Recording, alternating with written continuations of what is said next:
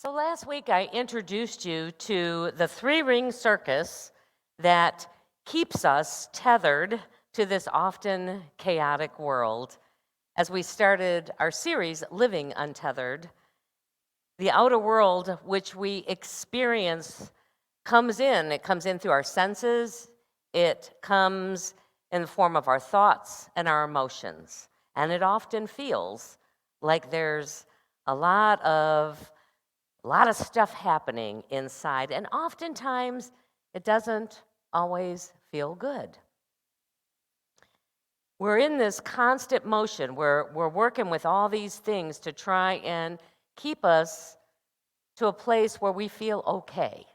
You know, we dream for feeling amazing, but just being okay is often the goal of this inner part of ourselves. And this is the way in which we get to have this human experience, to play this game of life on earth, is through our senses and our thoughts and our emotions.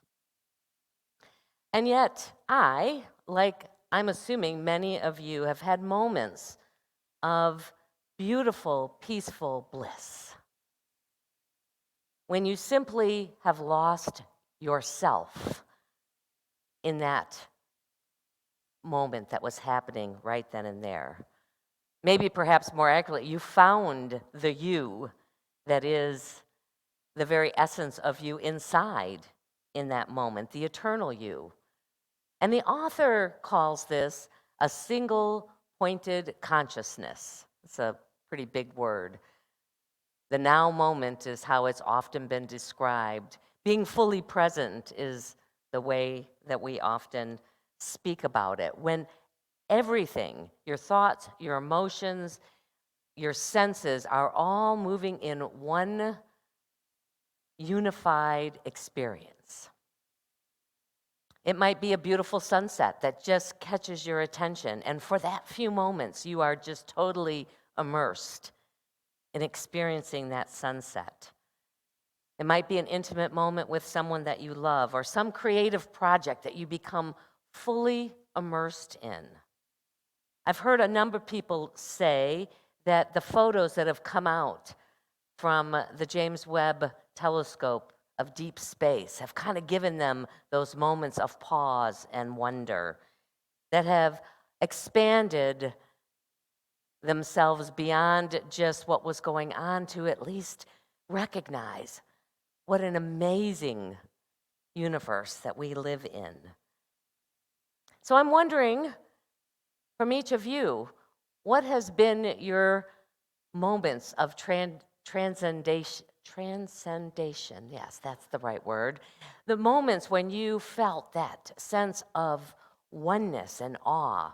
And this is an opportunity you get to actually speak. So share with me, and those of you who are watching us through the live stream, you can just type in a comment of what that might be. So what have been your moments? Say again? Giving birth. Yeah, that does kind of single focus you, doesn't it? Yeah. What else? Standing on the beach at sunset. Absolutely. Anybody else have ones that have showed up for them?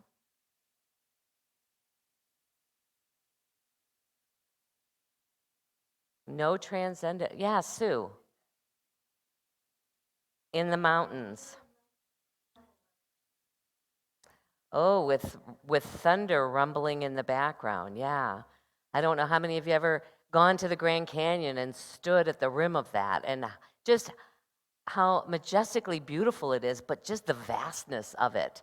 It reminds us, that those issues that we got going in our lives are maybe not quite as important as we once thought they were. I know for me, for Julie, it's meeting John Denver. Well, okay then, we all have our moments. I know sunsets and the ocean often bring me to that place. Probably one of my most vivid memories, and it's now been, I don't even want to say how many years ago. many, many decades ago that I had this experience. I was in Hawaii. The beach was empty, which is unusual, but we were there in an off season. And I was at the edge, kind of letting the waves come in, and then they sort of would take me out a little bit and bring me back in. And I had this dance with the waves, this solo experience where for that moment, everything else fell away. I was just playing with nature in a way that I never had. And I just felt this sense of amazing oneness that it's hard to describe, but it just sort of washed over me. And at least for those 15 minutes, it was one of the most transformative moments that I've had. It was heaven. It was my kingdom of heaven, at least for those few moments. For that little piece of time, what happened was I let it all in. I let my heart open to receive it all. But it's challenging. It's difficult to stay in that now moment, to stay in that space of full open-heartedness, to be fully present to what's happening in that moment. And one of the questions that the author Michael Singer asks in this book is, what caused the fall from this proverbial Garden of Eden? What caused this to not be our moment-to-moment, everyday experience? In religious history, especially for the past 5,000 years, but I think this also goes back even further in our history, we just don't have it written down, we've been told that our fall, the reason that we experience so much turmoil and death and negativity in our lives and in our world is because our first ancestors disobeyed God and become unworthy of living in paradise. They were kicked out of that state of mind and that state of being. Michael Singer suggests a different reason, and that is two things: resistance and clinging. And let me explain a little bit about what he means by that. So imagine that you're walking along and you're in this beautiful nature scene, you're walking on a trail, and all of a sudden, just up ahead of you, you see a rattlesnake coiled in the path. You might even hear the rattler going. Immediately, your ego, your personal mind, that human part of you that is focused on your safety and survival, feels this sense of from anywhere from being uncomfortable to full out fear, sensing that there is danger ahead. And all systems get single focused on this threat. There's beautiful sun and trees and probably birds singing, and you will not be aware of any of it. You will be solely focused on what's ahead of you. And all the systems then are designed to either get you ready to fight or to flee. This is our survival. This is how we evolved, and we were able to survive the dangers of the world. Well, unlike the beautiful sunset or other experience you've had, there is no way you're letting all of that into your heart. There is no way that this body is saying, let me just be here and be fully present in this moment with this rattlesnake and see what happens. And we get single focused on that thing that feels dangerous. And when we do that, we actually freeze that experience into our subconscious. It becomes stored there. And this frozen moment is always on the lookout for a similar danger to return. And in this case, this works for us. It is the subconscious doing its job in order to keep us safe and ensure our survival, our physical survival. The body becomes ready. I mean, your adrenaline starts pumping. Some of the non-essential organs shut down. Your digestive system stops because it is readying you for whatever is coming next so that you can manage it. it almost goes off in your system. And this is the image that came to mind, and I'm going to date myself with this. I don't know how many ever saw Lost in Space, the TV show that used to be, but there was the robot, and the robot would go, "Danger, Will Robinson, danger," whenever there was something happening, yeah. And we thought it was the coolest robot. Now it looks very fake, but in the time, it was leading edge technology. And the whole system gets focused on that. The mind makes a quick assessment to the extent that even if you see a rope coiled in the road ahead of you from some distance, your body will immediately go into that danger mode, at least until you might go a little closer and you go, "Oh, it's just a rope." Or, there's something over in the shadows in the corner. And immediately, have you ever had that where your fear system ratcheted up in a heartbeat, and then you look and you go, "Oh, it wasn't really that. It was something else." But that's that frozen memory, and it works perfectly for that. The challenge that comes is that this beautiful system that has been created to help keep us safe can't tell the difference when it's a physical danger and when it's an emotional danger, when it's a threat about something painful about to happen in our lives. And so, in its attempt to keep everything okay, it freezes and it stores every painful, challenging, difficult thing that seem to have threatened us, whether it's a negative comment, whether it's, something that tells us we're stupid, anything that makes us feel not okay gets stored so that we're ready when the next time something like that happens, we can protect ourselves. And in this case, we close down our heart. We get ready to be defensive. We get ready to flee, and that's oftentimes our response. When there's somebody that makes us feel really uncomfortable or that has hurt us or that we just don't feel safe around, what we are focused on is, how do I get out of here? Or we're readying for our defense. We're readying, and we are not fully present in that moment. And our heart is certainly not open in that moment. Just think about how many moments in this journey so far where you felt uncomfortable or pain, there was pain, or you've felt like you were being attacked. And all those moments are stored in our subconscious at the ready in case there is a perceived threat that comes along again. It's difficult to walk this human journey with an open heart. And we resist keeping our heart open a lot of the experiences that we have.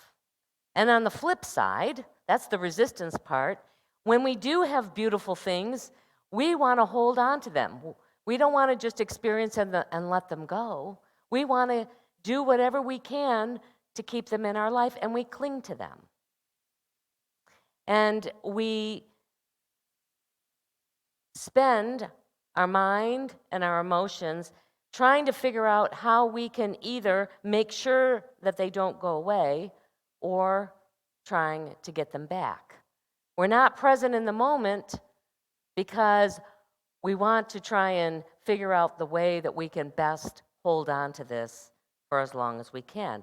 And it limits our ability to just simply be in the experience of whatever's happening right now, whether it's pleasurable or painful. As the Gospel of both Luke and Thomas remind us, the kingdom, the garden, is within us. It's within us and it's all around us. It's not just exclusively within us, it's everywhere present. And it's experienced when your heart is all the way open. That's when we get to be in this sacred experience of who we are as the eternal self, as the self that has been created by God. The place that you, independent of your body, independent of your thoughts, independent of your emotions, get to experience life. So part of the challenge to get back to that Garden of Eden is to discover ways, to practice ways, to be conscious of ways where we can walk through this journey, whatever it presents to us, with a more open heart. To consciously be aware that that's the way our subconscious works, and let our subconscious have a rest and consciously say, I'm going to be in this with an open heart. One of those practices, he's got a bunch of practices that he offers, and probably the majority of them are not going to be unfamiliar to you, but they don't help you unless you actually practice them.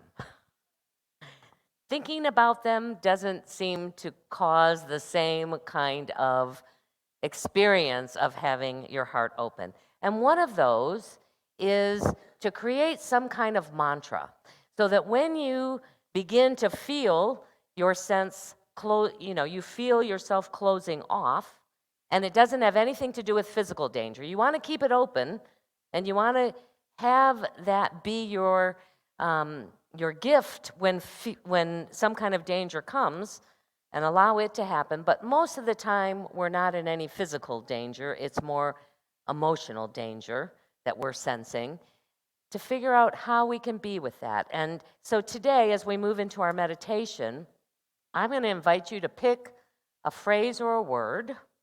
You can make it whatever you want, whatever opens your heart, whether that's love or peace or, bliss or God or Jesus or the Christ or, or I am peace. You can put an I am statement in there.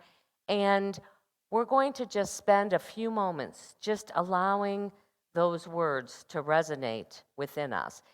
And as we're saying those words, to have an inner vision of our heart beginning to open wider and wider to receive the fullness of the moment. And see, by practicing this regularly, and the more you practice it, the easier it will come up in the moment, if we can't use that to have more and more open-hearted experiences when they're happening. So, if you will join with me, we're just going to allow our minds and our hearts and our thoughts and our physical being to really just focus on this present moment. To be aware of the breath as it's flowing in and out of our bodies, knowing that that is the very breath, the very energy, the very life of the eternal you, of the Creator, moving in and through us. Perhaps we close our eyes or just focus on this beautiful sunset that's up on the screen here.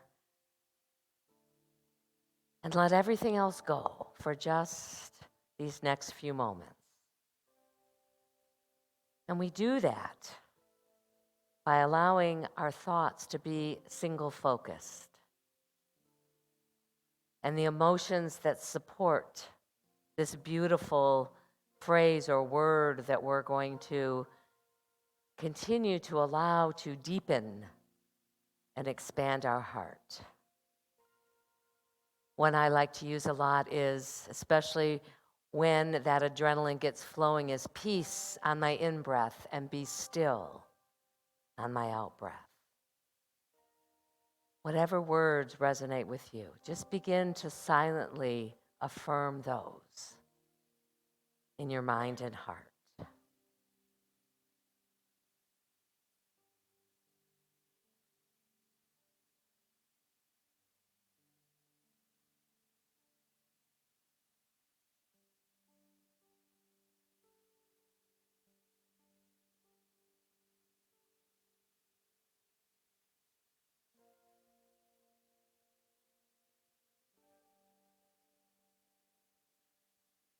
Speaking the word with the breath as it comes in, repeating it as the breath leaves your body.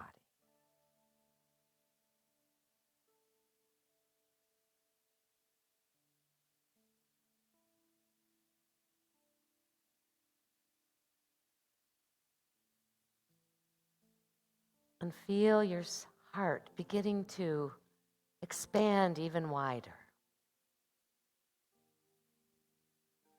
To say yes to letting the full experience of God into this moment. But that's the only place we can truly connect with our Creator. To recognizing the you, the eternal you, that is always present to guide and to support and to remind us that while we may be having this human journey, we are indeed eternal, spiritual, one with all of life.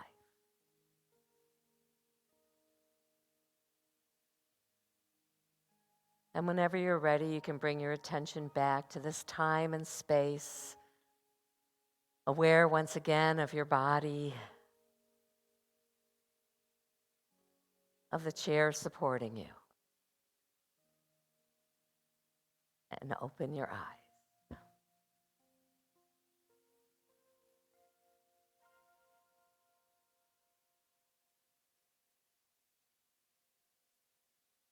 So in times of great stress, I've been using two things.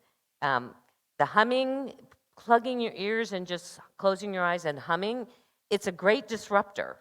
So when the stress starts to wrap up, just to take like a minute of doing that and then just do some breathing with the mantra, and it is amazing how it can shift.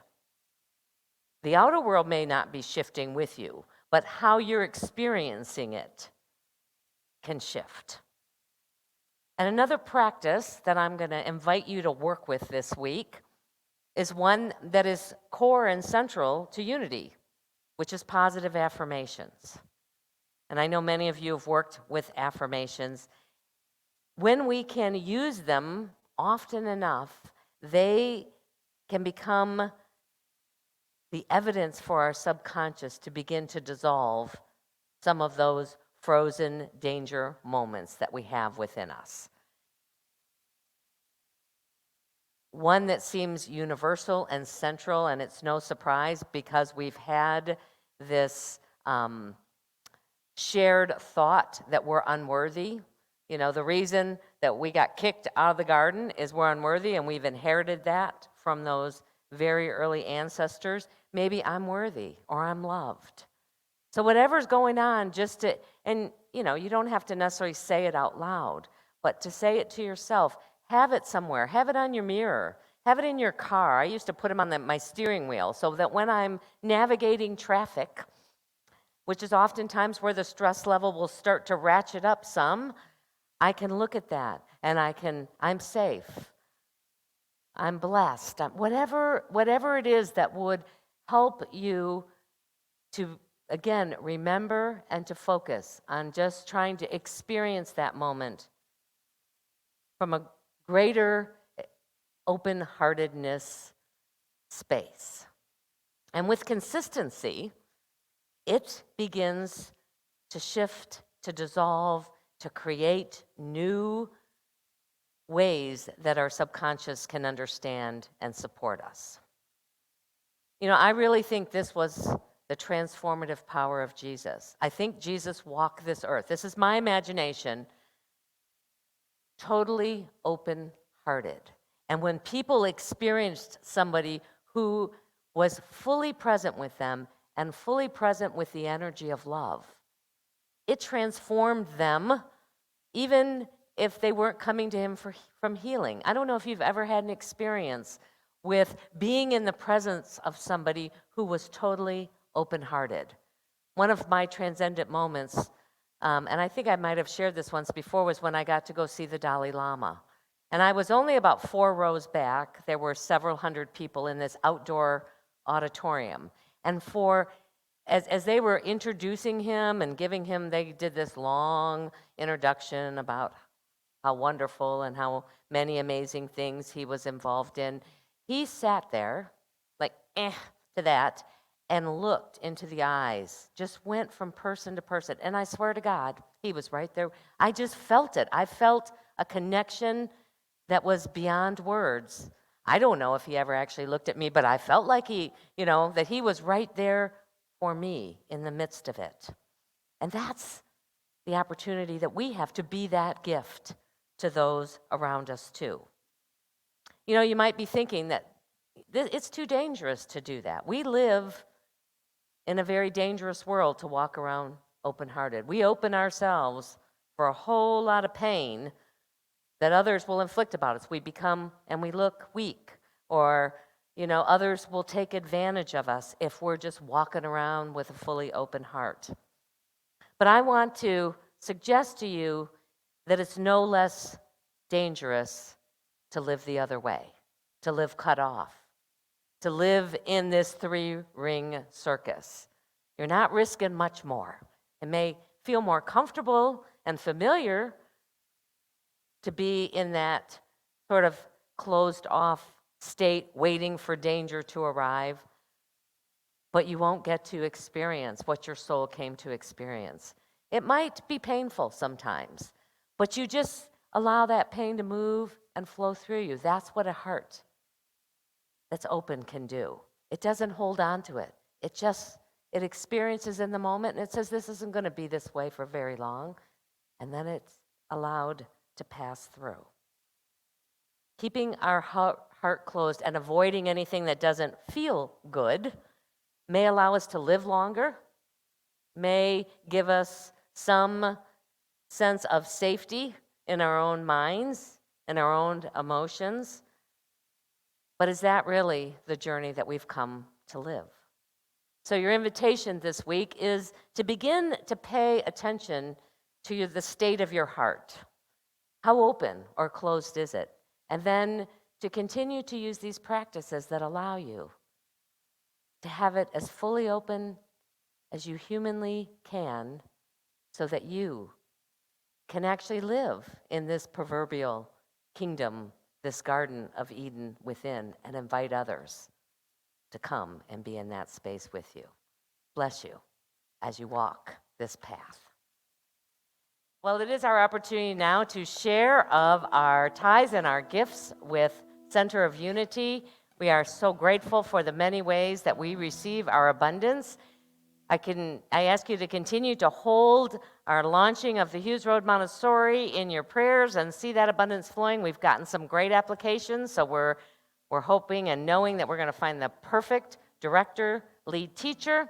We've got the classroom set up. We've got our first open house this Wednesday, so see those parents and children just coming in from this neighborhood, that we can bless them with this space and with this teaching that is so similar to Montessori. I had a guy show up, his wife, they just moved from California, and she happens to be a lead teacher, and that when they were in California, and he saw the sign out there and was just wanting to know a little more, and he was like, well, tell me a little bit about this church. And so I was explaining to him, so it's very similar to Montessori, that, we just support each person right where they are and their own journey and let them move at their own. I'm like, yeah, you're right, it is. So this Montessori educational model just is such a perfect match. It aligns so wonderfully with our values, with what we want to see more of in the world. So what you're giving to, not only for the operation of this church, is for the continued expansion of that too, and we're just very grateful. So let us take whatever we are sharing today, or the energy of that, if we give through our electronic program, into our hands and into our hearts, and bless it together. Divine love, through me, blesses and multiplies all that I have, all that I give, and all that I receive. Thank you, Father, Mother God. Yeah, the ushers are going.